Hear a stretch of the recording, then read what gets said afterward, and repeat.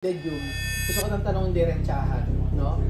Kasi nagka-chismis na talagang may gusto sa'yo si Juana. 1 hour na, tanong ako, sabi ko, ang tagal-tagal, parang kinakabaka-bahala. Yung bakit ala pa sila waka-waka, sila Juana. Nakita ko sa screen na nakalapag na sila. Alam mo, huling-huli kayo, tingin mo yung ginagawa ninyo. Ano ba yan, madam? Nandito po tayo sa bahay ng ating kaibigan na si Ate Connie. Talaga naman po, talaga naglabas pa siya ng mga almonds, ng mga ganyan. Kung saan ay nakakahiya po. Meron. Kasi plastic hanggat hindi nakatingin. Kakatas kaya dito yung tabusa. Kakatas yan pag mo kinuha. Yung buho ko po marami. Alam niyo po talaga kaming mga taga-probinsya, Nueva Ecija, sa probinsya. Pag nakakakita po kami ng chocolate, kala po namin may nasa abroad. Ano po? Kailan mo yung taas, kailan mo yan? Ikaw yun, diba? Yun ang nakuha ng kayamanan. Kaya po mga amigo, for today's video, magmumukbang po tayo ng mga chocolates. Nakakaya naman po kasi. Patago. Patago yung apat. Patago yung apat para yung bulsa ko mayroon. Nakakatas mamaya yan. Hindi, may ano to. Ganyan na. Magkaya mo ng kape. Diba yun yung kinagin ka? May pag-uusapan tayo ganito. Gusto kong magkaroon ng... tapos ka naman sa ginagawa mo? Hindi ko lang sumabon. So ayan po mga amigo, magandang araw po sa inyo lahat, mga kababayan ko. At for today's video, gusto kong malaman ang kanilang mga saloobin about po sa pagpunta ni Juana sa Pilipinas. Kasi nanaginip po ako mga amigo. Yes po mga amigo, nanaginip po ako at ang panaginip ko po ay sa pagpunta po ni Waka Waka dito sa Pilipinas. Ay ang panaginip ko po ay pagbaba po nila ng eroplano, yun po nanaginip ako. Bumabaro sila sa eroplano. Pagbabaro nila sa eroplano, kaya ang dami daw mga tao. Ang dami daw mga Pilipino nga nag-iintay. 1 hour na, nagtanong ako, tinanong ko, sabi ko, ba't ang tagal-tagal? Yung mga kasama ko sa panaginip, hindi ko kakilala. Doon ako nagtataka. Nagtanong ko, anong oras na? 1 hour na. Sabi ko, ba't 1 hour na? Hindi pa nakakababa sila, nakakalapag. Nagulat ako, ginigising ako ni Lenlen. Magano ako, humingal-hingal ako. Tapos para bang sa panaginip ko parang kinakabahan ako yung bakit ala pa sila waka-waka, sila Juana. Di nung nakita ko sa screen na nakalapag na sila at hindi pa sila nakikita no. Ngayon, di paglabas daw ni Juana, abay ang kasama daw ay si Mami Juana. Ang kasama daw ni Juana ay si Mami Juana. So, hinahanap ko si Wesley. Bakit wala si Wesley? Tapos, ang sabi ni Juana, kaya daw wala daw si Wesley kasi ang flight daw ay si Mami Juana at saka si Juana lang yung magkasama sa flight, hindi rin kasama si Wesley.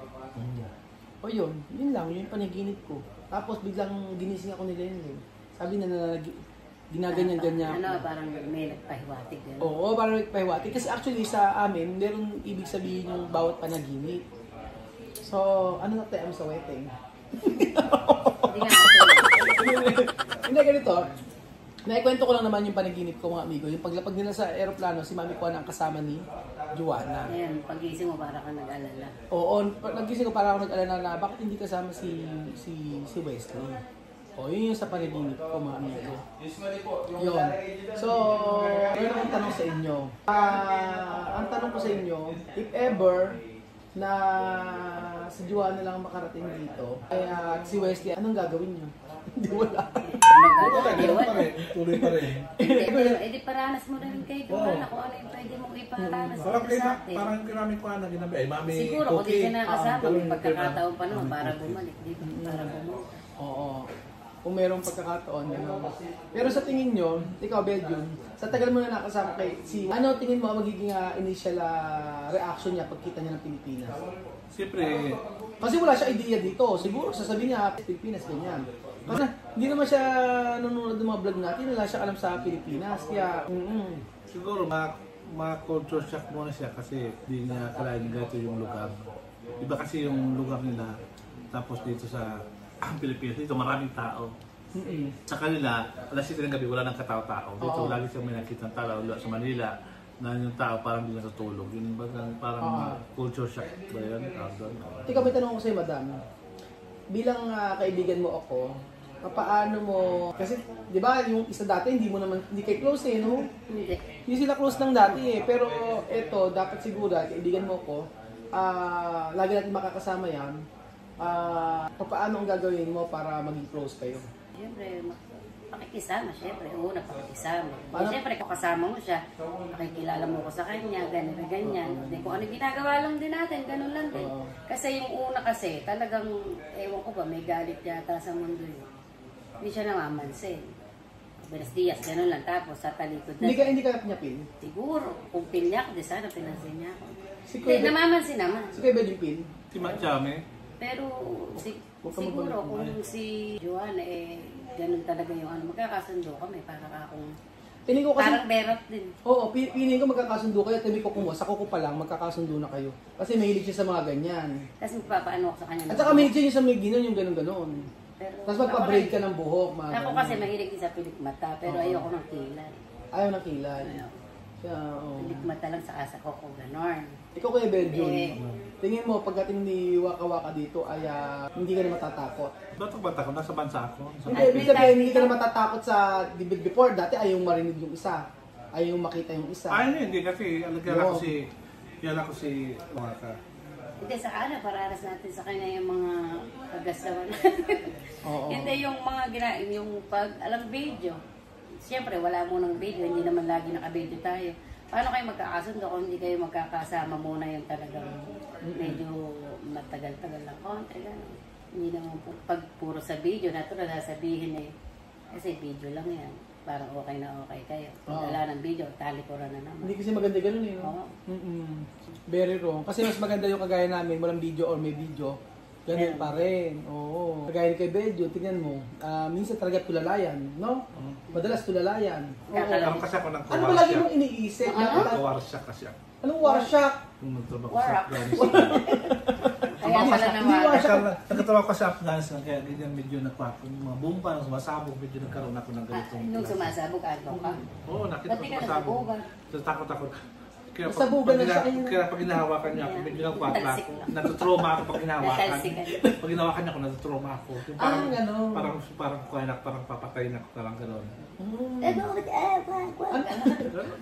Natalsikan ka niya, natalsikan ka dati ng bomba. Hindi ka nasabugan, natalsikan. Sana patayin na ako, talagang ako. Ano yung talsik sa mukha? Ba't ganyan? Ano yun? May mga dry. Particles yan? Ano? Particle. Ano particles? Ano? Molecules. Party people. Molecules. Kaya ano pala siya, warsya ka. Kaya nga. Serious. Kami sa may tinan niyo naman ako mga kasi dahil ay mga kapeg na gano'n na ramdaman ko. Si Kuya Bel, ano yan? Ano? Moody. Moody. Ito lang isa Ano pa. sila? Ilang kami magkakasama, dalawa lang silang pikon. Oo, silang dalawa ni Marvin Picon. Hindi sila pwedeng Hindi. biruin. Si Marvin, seryoso. Mm-mm. Siya lang ang bibiro sa'yo. Oo, silang bibiro pero hindi siya pwedeng biruin. Hindi, mananakbal siya. O, ito ang Tutulin tanong. ho yung ano namin. Tutulin ng sasakyan pagka biniro mo si Marvin. Pikon si Marvin, pikon din to. O, yun. O, so, ito pa, last ko nang tanong sa inyo.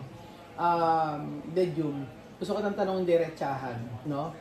Kasi na-chismis na talagang may gusto sa'yo si Joanna. If ever na sabihin sa'yo ni... Maris kagwapuhan ako eh. Ano nga yun? Ay, Wala lang nakikita masyado na Tapusin na natin yung vlog kaya, na to. kaya sabi. Ayaw tayong parang chocolate. gusto ka. Ano ba yung kalungan nyo? Ano ko gwapuhan? Ba't ala naman ako Kasi hindi mo nakikita ang nakita mo dapat makita. Lahat kasi titignan mo sa Kasi isa may gwapo sa paningin. Kung si Kuya Benji na gwapo sa sabi niya, gwapo siya noon. Wala bang sinabi ko? Kasi sabi ko na kung nahula na Umahalin sa yung kagwapuhan. kagwapuhan Saan? ko. Sa kagwapuhan ko, sa akin sarili yun. Saan? Hindi, ito na nga yung tanong ko, last na tanong na to. Sa mga nangyari, Kuya Benji sa atin, sa mga magkakaibigan, sa nangyari sa atin na trauma, takot, or ganyan na sa before. Tingin mo ba this time ay puro kasiyahan na yung mangyayari sa atin or meron pa rin problema? Or pagdating ni Joanna, Walang perfect sa mundo. tingin mo, hindi pa ako tanong.